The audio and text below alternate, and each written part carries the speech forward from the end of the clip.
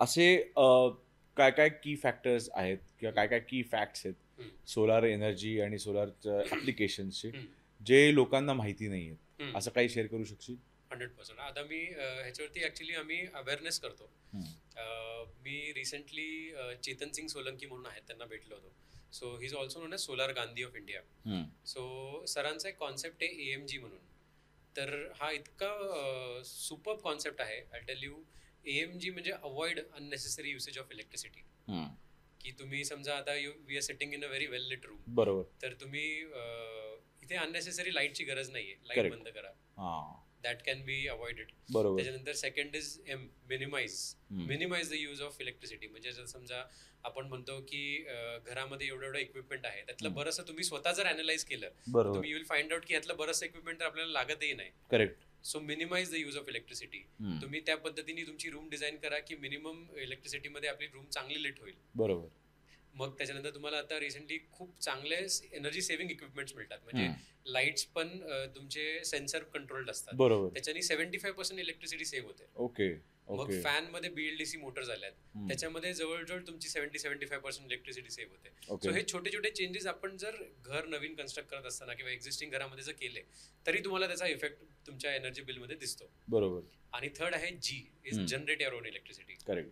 And that is through solar. Okay. So ह्याच्यामधनं you will walk towards good sustainable future. Amazing amazing. काय solar Gandhi म्हणजे काय, ही concept काय?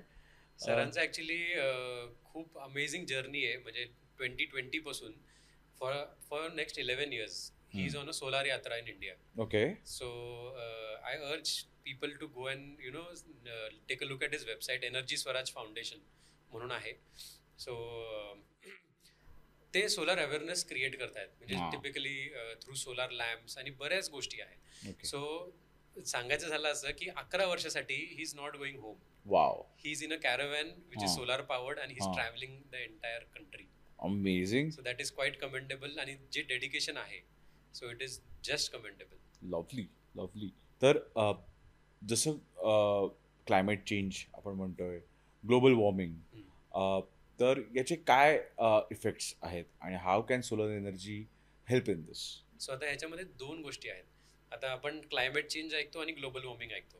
So पहिली गोष्ट म्हणजे हे दोन वेगळ्या गोष्टी आहेत.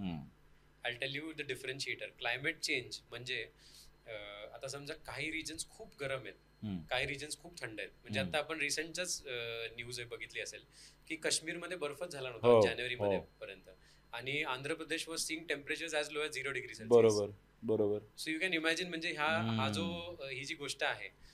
आणि काही ठिकाणी खूप जास्ती पाऊस झाला. So this is climate change. Okay. आणि climate change happens due to global warming. Global warming मध्ये काय होतं, टिपिकली जे the region get so hotter की त्याच्यामुळे ह्या गोष्टींना अजून बढावा मिळतो. बरोबर. आणि मग त्यात वेगवेगळे फॅक्टर्स असतात. भरपूर पोल्युशन, ग्रीन हाऊस इफेक्ट आपण म्हणतो की जे हीट अर्थच्या सरफेसला ट्रॅप होऊन राहते, त्याच्यामुळे डिरेक्ट सनलाईट अर्थच्या सरफेसवर हिट होऊन ते सरफेस बेकच होतं डायरेक्टली. बरोबर. त्यामुळे हे इफेक्ट जातात. म्हणजे आपण त्याचं बघितलं. So there is one more thing which is very alarming की जे WHO पण आहे आणि जे इव्हन सायंटिस्ट पण आहेत, सो ह्यांनी एक डेडलाईन क्रिएट केलेली आहे ग्लोबल वॉर्मिंगसाठी.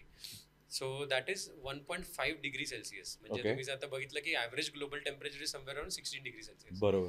सो आता हे टेम्परेचर जर 1.5 डिग्री सेल्सिअसनी वाढलं, 1.5 डिग्रीनी जर वाढलं, so you will see so many abrupt changes in the nature. म्हणजे जसे अर्थक्वेक्स, फ्लड्स, हे इतक्या प्रमाणात वाढेल की it will be beyond control. बरोबर. आणि बेसिकली काय आहे की earth will be resetting itself.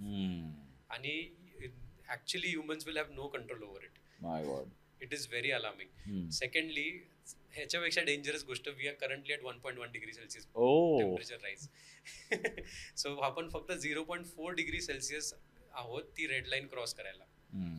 तो ती रेड लाईन जर क्रॉस झाली, आणि त्याच्यासाठी पण I tell you specifically around 5-5.25 वर्षाचाच टाइम राहिलेला आहे. बापरे. The way we are polluting आणि the way things are happening, म्हणजे I take the responsibility. I am polluting it. Correct. बरोबर. आपण आणि सगळेच इन्व्हॉल्ड होत त्याच्यामध्ये. आणि आय डोंट थिंक सो की आपला जो पेस आहे 5 वर्षात काय आपण मला तर 1-2 वर्षातच तर कव्हर करू असं वाटतं. त्याच्या आधी येऊ शकतं मे बी. पण म्हणजे याचा काय ऍडव्हर्स इफेक्ट्स मध्ये तुम्ही असं म्हणलास की फ्लडिंग आणि हे पण तिथे आता पण आपल्याला दिसत आहेत. ह्याचं जी फ्रिक्वेन्सी आहे ना, this will be beyond control okay. After increase in 1.5 degree Celsius. It will be beyond control. म्हणजे scientist and everyone they are trying की आपण ह्याला 1.5 डिग्री सेल्सिअस पर्यंत आपण ह्याला कंट्रोल करूया काही करून. त्याच्यामुळे खूप सारे इनिशिएटिव्ह आणि खूप साऱ्या गोष्टी काय काय चालू आहेत. This specifically happened at the Paris conference. Okay. तिथे हा डिसिजन घेतला गेला की आपल्याला याला 1.5 डिग्री सेल्सिअसला लिमिट करायचंच आहे. बरोबर. अमेझिंग. सो काय काय असे काय मिसकन्सेप्शन्स किंवा मिथ्स तुला जेव्हा तू क्लायंटला पिच करत असतोस किंवा क्लायंट विचारत असतात असे काय काय मिसकन्सेप्शन्स असतात ते जर आमच्या व्ह्युअर्ससाठी शेअर करशील? आता मी जेव्हा रेसिडेन्शियल इन्स्टॉलेशन्स कधी हे करायला जातो किंवा हाऊसिंग सोसायटीजला, सो तिकडे बऱ्याचशा लोकांचे हे बेसिक प्रश्न येतात की अरे ह्याच्यावर लिफ्ट चालेल का, ह्याच्यावर वॉटर पंप चालतील का, ह्याच्यावर एसी चालेल का. सो मी जे बोललो की बाबा ह्याच्यावरती डिरेक्टली काही चालत नाही. तुमची जी ग्रिड युटिलिटी आहे त्याच्यावरती तुमचं सगळे हे इक्विपमेंट चालतात. बरोबर. सेकंडली जेव्हा तुमचं एनर्जी फेलियर होणार आहे, म्हणजे आपण जे म्हणतो लाईट गेली, बरोबर, तर लाईट गेल्यावरती सोलार प्लांटही बंद होतो. ओके. त्याचं कारण असं आहे की सोलार इज अ जनरेटर, तो जनरेट करतोय कॉन्स्टंटली. ओके. आणि त्याचं जनरेट होऊन it goes towards the grid. So ते स्पेसिफिकली कट डाऊन त्याच्यासाठी होतं कारण की ग्रिडवर काहीतरी मेंटेनन्स चालू आहे. अच्छा, ओके.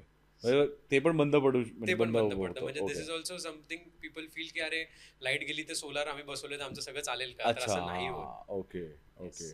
पण मग त्याला जर बॅटरी वगैरे असेल तर मग ते स्टोर्ड एनर्जी वापरू शकतो. System is a different system. म्हणजे बॅटरी जेव्हा जिथे आहे ना तिथे तुमचं लाईट जाण्याचा प्रश्नच नाही, कारण की तिथे तुम्हाला एमएससी डीसीएलचं कनेक्शनच नसतो. अच्छा, म्हणजे ते एनर्जी स्टोर्ड होऊन राहते बॅटरीमध्ये. विथ आय टेल यू, समजा एखादी कॅरव्हॅन आहे किंवा एखादं छोटंसं घर आहे एकदम बाहेर कुठेतरी आउटसाइड द सिटी, जिथेपर्यंत पोल्सच नाहीत लाईटचे. करेक्ट. सो तिथे तुम्ही एक छोटंसं तुमचं इलेक्ट्रिसिटी सोलार सिस्टम सेटअप केलं, त्या बॅटरीज मध्ये ती एनर्जी स्टोअर होते आणि ते तुम्ही युज करताय. आता त्या छोट्या प्रॉपर्टीमध्ये, त्या छोट्या ह्याच्यामध्ये तुमच्याकडे काय इक्विपमेंट असेल जास्तीत जास्त? बरोबर. फॅन्स, ट्यूबलाइट्स, तुमचे रेग्युलर जे पॉवर इक्विपमेंट्स आहेत ते. करेक्ट. तुमचा लॅपटॉप, फोन, टीव्ही हे सगळं तुम्ही चार्ज कराल, ह्याला जास्ती कन्झम्पशन नाही लागत.